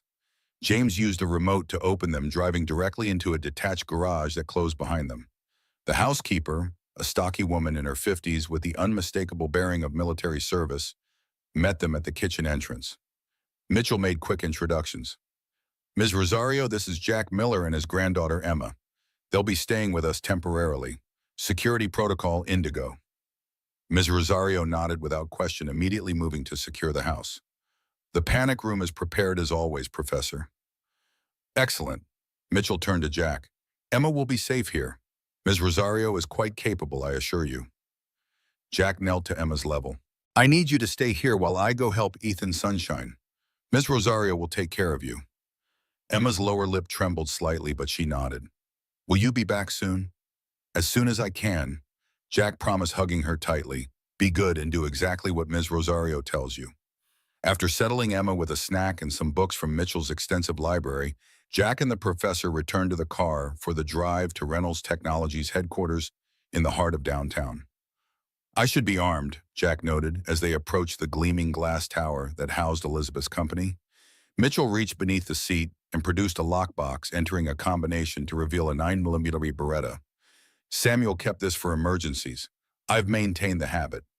Jack checked the weapon with practiced efficiency. You seem remarkably prepared for a retired engineering professor. A ghost of a smile crossed Mitchell's lined face. Samuel and I shared more than just academic interests, Mr. Miller. During the Cold War, we both consulted on projects that required additional security clearances. The plaza in front of Reynolds Technologies was in carefully controlled chaos when they arrived. Security personnel had established a perimeter, and several Pittsburgh police vehicles were parked nearby. Mitchell's status granted them immediate access. In the main lobby, Elizabeth was pacing, her usual composed demeanor shattered. When she saw them, she rushed forward. Howard, Jack, have you heard anything? Has anyone contacted you about Ethan? Jack surveyed the security setup before responding. No contact. What happened exactly? Elizabeth ran a hand through her hair, disheveled from repeated worried gestures. Ethan was in his classroom on the executive floor. He has a private tutor here 3 days a week. During the board meeting, someone accessed the floor using executive credentials, disabled the cameras, and took him. Her voice cracked slightly. His tutor was found unconscious. They used some kind of gas. Grant's credentials still worked, Mitchell asked sharply. No, we changed all codes after he left, Elizabeth replied. They used Tom Westfield's access. Our CFO. He swears his keycard was in his wallet the entire time. Jack noted the tactical sophistication of the operation. Professional job. Multiple team members inside knowledge of security protocols. Police are reviewing security footage from the building exterior, Elizabeth continued, but so far nothing. It's like they vanished. Her gaze shifted to Jack's, sudden realization dawning. Emma, is she safe? She's secure, Jack assured her. We intercepted a surveillance team at her school. She's at Mitchell's house with his housekeeper. Relief flashed across Elizabeth's face, followed immediately by renewed concern. They were targeting both children. It appears so, Mitchell confirmed, though we don't yet know why Emma would be of interest to Grant. Leverage, Jack suggested, or simply eliminating variables. If he has both children, he controls the situation completely. Elizabeth's phone chimed with a text message. She checked it, her face paling. It's from an unknown number. She read aloud, Legacy requires family connection. Bring the prototype to the Carey furnace by noon. Come alone, or Ethan faces consequences. Jack checked his watch, 10:43 a.m. Just over an hour. He turned to Mitchell. What's the Carey furnace? Abandoned steel mill on the Monongahela, Mitchell explained. Historical landmark now, but largely deserted. Perfect for an exchange. It's a trap, Jack stated flatly. Grant has no intention of releasing Ethan, not if the boy is key to activating Legacy. Elizabeth's composure returned through sheer force of will. I have to go. I can't risk Ethan's safety. Going alone guarantees failure, Jack countered. But we can use their expectations against them. A spark of hope flickered in Elizabeth's eyes. What do you mean? They expect a desperate mother willing to trade anything for her son, Jack explained. Let's give them that, on the surface, but we control the actual scenario. Mitchell nodded approvingly. A counter-operation. Exactly. Jack turned to Elizabeth. Does the Legacy prototype actually work yet? Not fully, she admitted. It powers up but remains unstable. Without the final calibrations my father was working on before he died, it can't sustain output. Perfect, Jack said. Bring the prototype but modified to be useless even with Ethan present. Make Grant think he's won while we extract the boy. Elizabeth's scientific mind engaged despite her maternal worry. I could remove the core stabilization matrix. It would power up show readings but fail catastrophically if pushed beyond minimal output. How catastrophically? Jack asked with professional caution. Nothing explosive, Elizabeth clarified, but a power surge that would fry the internal components and render it useless. Do it, Jack decided. We'll need a small team, 3 at most. Too many people will alert them. Mitchell cleared his throat. I should come. I know more about legacy than anyone except Elizabeth. Jack assessed the elderly professor skeptically. No offense, Professor, but this could get physical. Mitchell tapped his cane on the marble floor. This isn't just for walking, Mr. Miller. With a twist of the handle, he withdrew a thin steel blade from within the cane shaft. Samuel and I believed in being prepared. Despite the circumstances, Jack felt a flicker of admiration for the old man's spirit. 3 it is then. Elizabeth, how quickly can you modify the prototype? 20 minutes in my lab, she replied without hesitation. Do it, Jack instructed. Then meet us in the parking garage. We'll take an unmarked company vehicle. As Elizabeth hurried toward the executive elevator, Mitchell moved closer to Jack. You've done this before, he observed quietly. Hostage extraction. Jack didn't deny it. Different terrain, same principles. Control the variables. You can be prepared for those you can't. And Grant, he's likely to be dangerous when he realizes he's been deceived. Jack checked the Beretta before concealing it beneath his jacket. So am I, Professor. So am I. While waiting for Elizabeth, Jack used Mitchell's phone to call Ms. Rosario and check on Emma. After confirming her continued safety, he requisitioned building plans for the Carey furnace from Reynolds Technologies' security office. The site was massive, over 100 acres of industrial ruins with multiple buildings, furnaces, and outstructures in various states of decay. Elizabeth rejoined them in the parking garage carrying an aluminum case, approximately the size of a small microwave. She had changed from her business attire into more practical clothing, dark pants, boots, and a fitted jacket that wouldn't restrict movement. The prototype is modified, she confirmed. It will power up show initialization sequences, but fail if they try to access full functionality. They took a company SUV with tinted windows, Jack driving, while Mitchell navigated and Elizabeth monitored her phone for any additional communications from the kidnappers. The drive to the Carey Furnace complex took them southeast along the Monongahela River through areas where Pittsburgh's industrial past was still visible in abandoned factories and weathered warehouses. There's something I don't understand, Jack said as they approached their destination. If Ethan is the key to legacy, why would Grant think he needs Emma too? Mitchell and Elizabeth exchanged a glance that didn't escape Jack's notice. What aren't you telling me? He demanded. Mitchell sighed. It's not just Reynolds' DNA that can activate legacy. Samuel designed the system to respond to specific genetic markers, markers that appear in certain bloodlines, including his own. And Emma has these markers, Jack asked, already suspecting the answer. It's possible, Elizabeth admitted. My father's records indicated several genetic profiles that would be compatible with legacy. Military personnel who served in certain classified projects were among those screened. Jack's grip tightened on the steering wheel. Gulf War, Operation Desert Shield. His mind connected dots rapidly. I was part of a specialized vaccination program before deployment. Wasn't a vaccination at all, was it? Genetic screening, most likely, Mitchell confirmed. Samuel had Pentagon connections. He believed in redundancy, multiple keys for critical systems. Jack processed this revelation with cold efficiency, filing away the personal implications to address later. Right now, only Ethan's safety mattered. So, Grant may believe Emma is a secondary key. Yes, Elizabeth said quietly. I'm sorry, Jack. I didn't realize the connection until Howard explained it to me this morning. The Carey furnace loomed before them, massive rust-colored structures rising against the sky like ancient monuments. Once the heart of Pittsburgh's steel empire, the site now stood abandoned, its towering blast furnaces and sprawling outbuildings slowly surrendering to decay. Jack parked the SUV at what had once been the main administration building, now a graffiti-covered shell. According to the site plans, this offered the best vantage point of the central furnace area where the exchange would likely occur. We still have 20 minutes, he noted, studying the complex. Elizabeth, you'll approach alone as instructed, carrying the prototype. Mitchell and I will position ourselves for coverage and extraction. How will you know where they're holding Ethan? Elizabeth asked, her voice steady despite the fear evident in her eyes.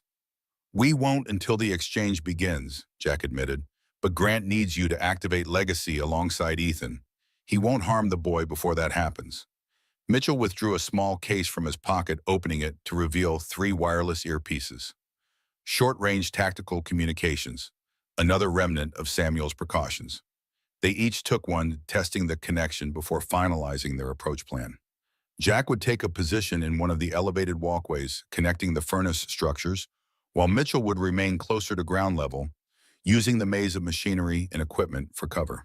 Remember, Jack instructed Elizabeth, your only job is to keep their attention focused on you and the prototype. Stall as much as possible without making them suspicious. We'll locate Ethan and move when the opportunity presents itself. Elizabeth nodded, her expression resolute. I can handle Grant. I've been dealing with his manipulations for months. Be careful, Jack cautioned. Desperation makes people unpredictable. At precisely noon, Elizabeth began her approach to the central furnace area, carrying the aluminum case containing the modified Legacy prototype. Jack watched through compact binoculars from his elevated position, noting at least 3 armed men stationed at various points around the site. Professional posture concealed weapons, not typical security guards, but specialized personnel. 3 tangos visible, he murmured into his earpiece. Likely more concealed. Stay alert. Confirmed, Mitchell's voice responded quietly. I've identified 2 additional hostiles near the east entrance. As Elizabeth reached the central clearing before the main furnace, a figure emerged from one of the derelict buildings. Marcus Grant moved with confident precision, dressed in dark tactical clothing rather than his usual tailored suit.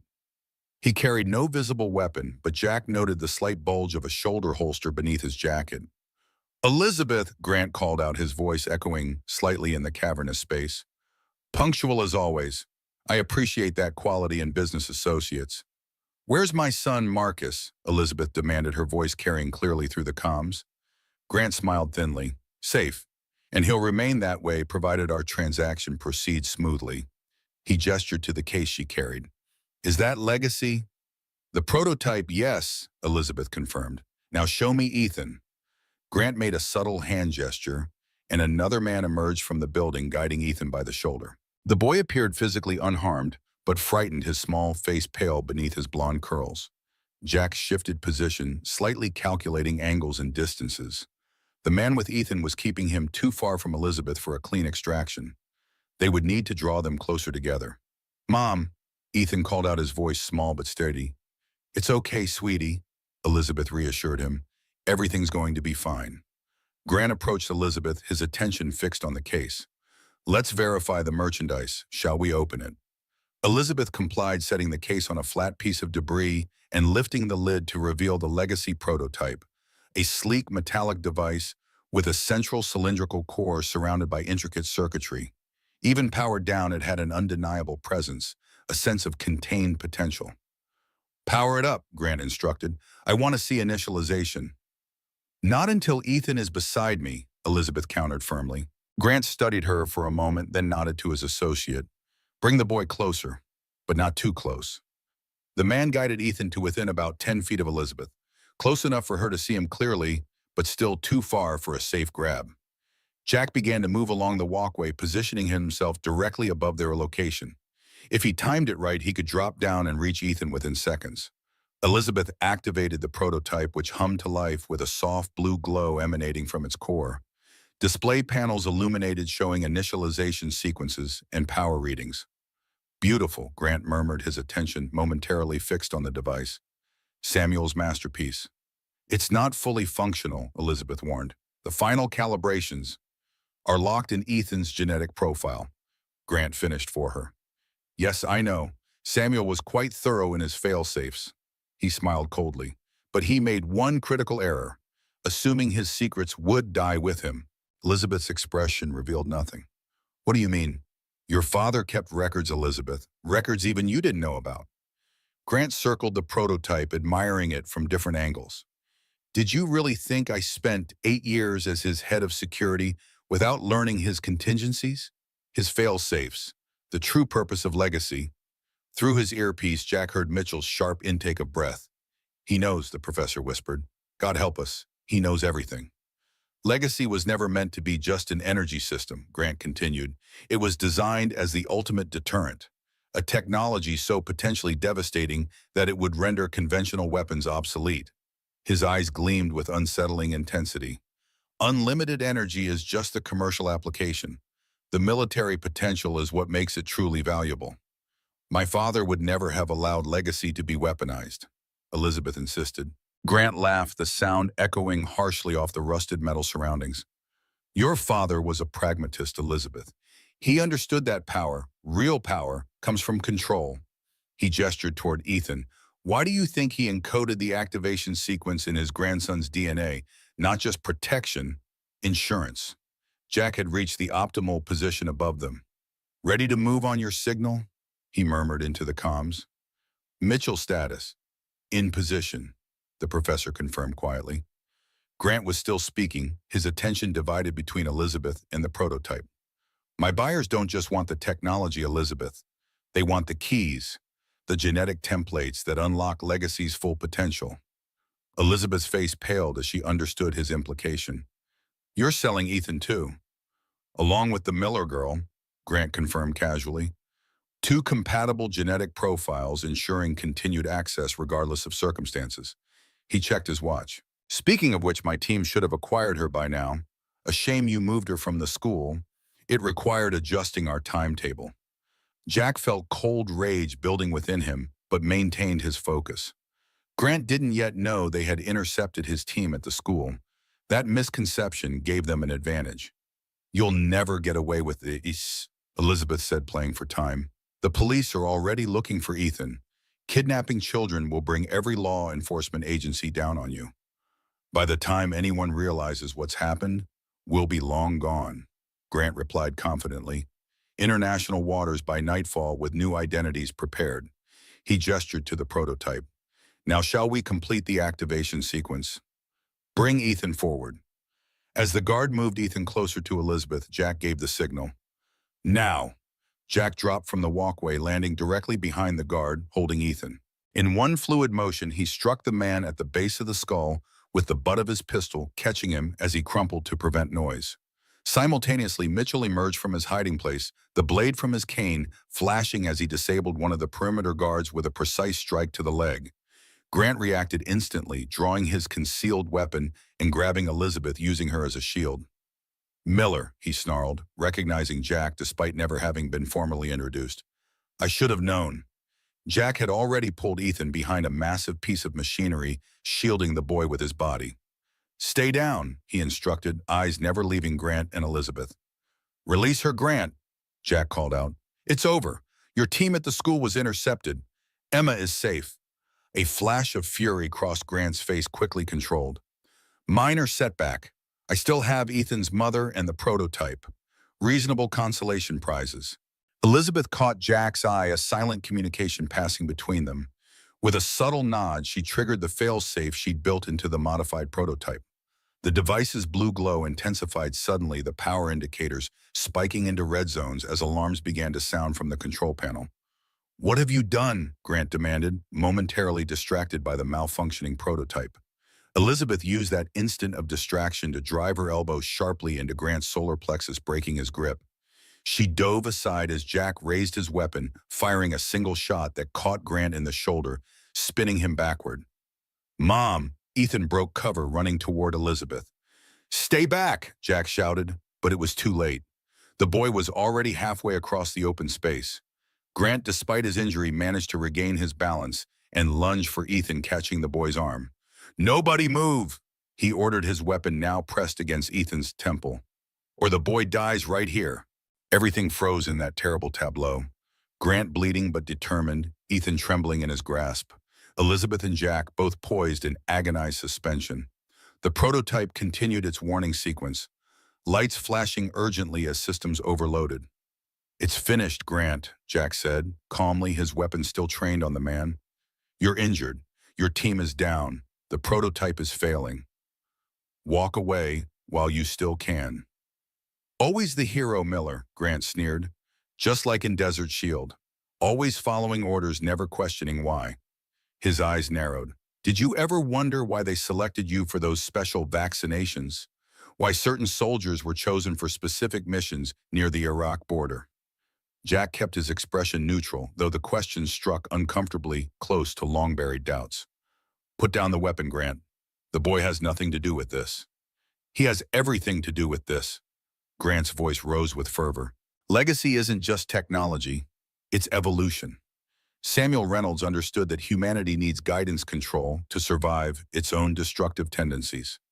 His grip on Ethan tightened. These children are the first generation of that controlled evolution.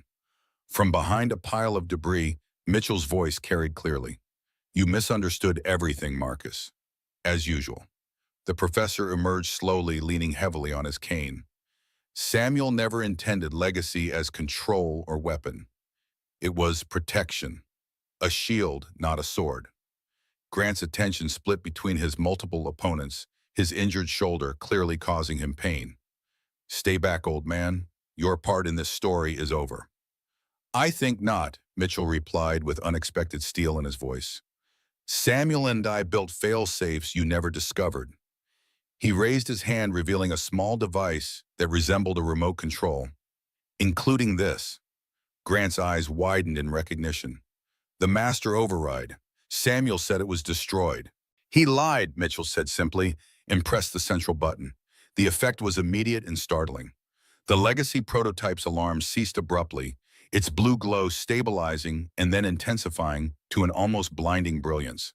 Concentric waves of energy began pulsing outward from the device, washing over everyone in the vicinity. Grant cried out in pain, his weapon falling from suddenly nerveless fingers as he released Ethan. The boy ran to his mother, who gathered him into her arms and retreated to where Jack stood, weapon still trained on Grant.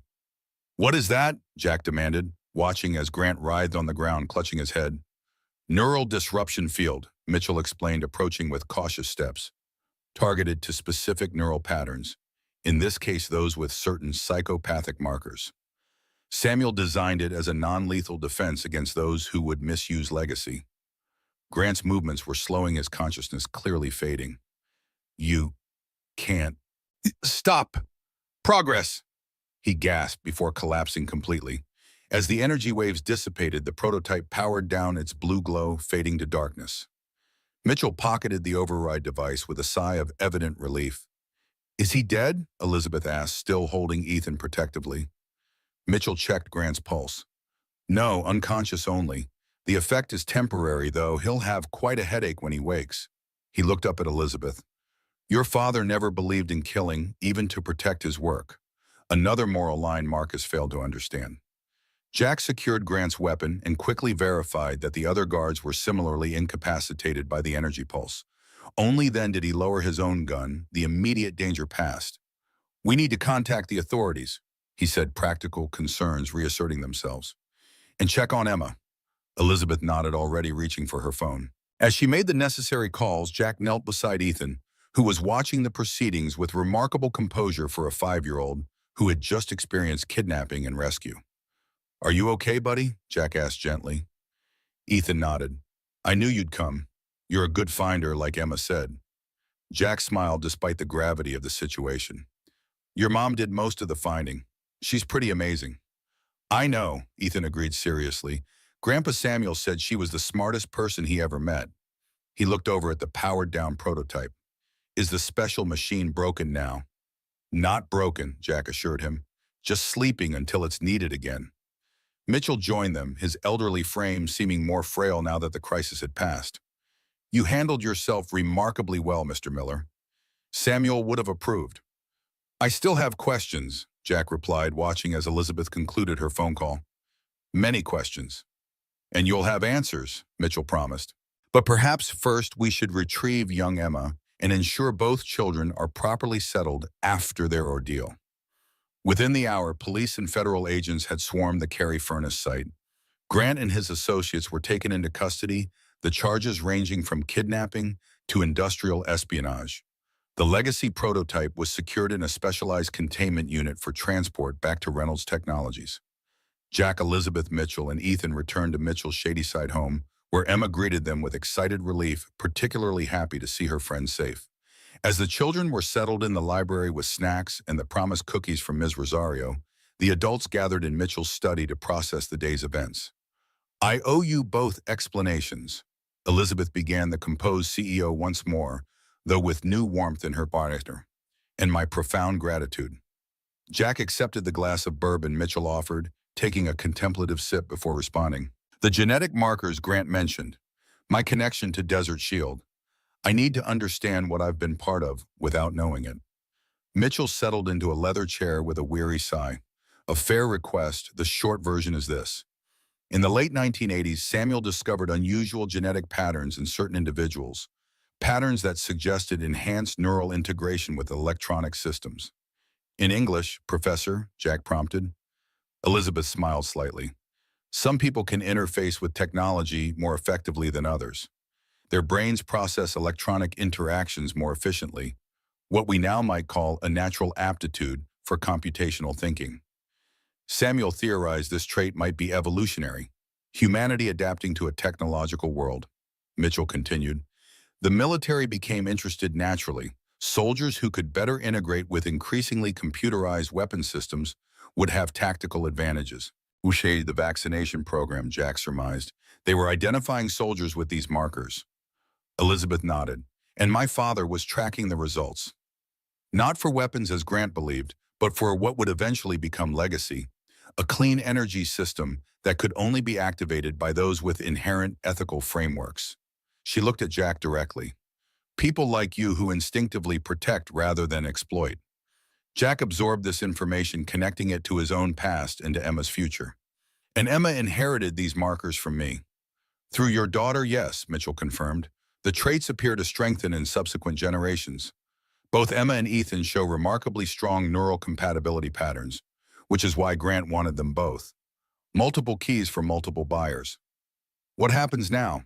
Jack asked, practical concerns foremost. "Grant's in custody, but his buyers are still out there. The children could remain targets." Elizabeth set her untouched drink aside. "Reynolds Technologies has extensive security resources. Ethan and I will be protected." She met Jack's gaze. "And I'd like to extend that protection to you and Emma, if you'll accept it." "The business offer still stands as well," she added, "perhaps more relevant now than ever. Miller Mechanical could provide excellent cover for enhanced security measures around both families." Jack considered her words, weighing options and implications. After today's events, returning to their normal, unprotected life seemed not just inadvisable but irresponsible. Yet the thought of living under constant security of Emma, or growing up in that environment, troubled him deeply. "I need time to think," he finally said, "to consider what's best for Emma." "Of course," Elizabeth agreed immediately. "Take all the time you need." Mitchell cleared his throat. "If I may offer a suggestion, perhaps the most effective security would be proximity. The Reynolds estate has a very comfortable guest house that has stood empty since Samuel's passing, convenient for business collaboration and mutual security arrangements." Jack raised an eyebrow at the transparent matchmaking, but found the idea had merit on practical grounds alone.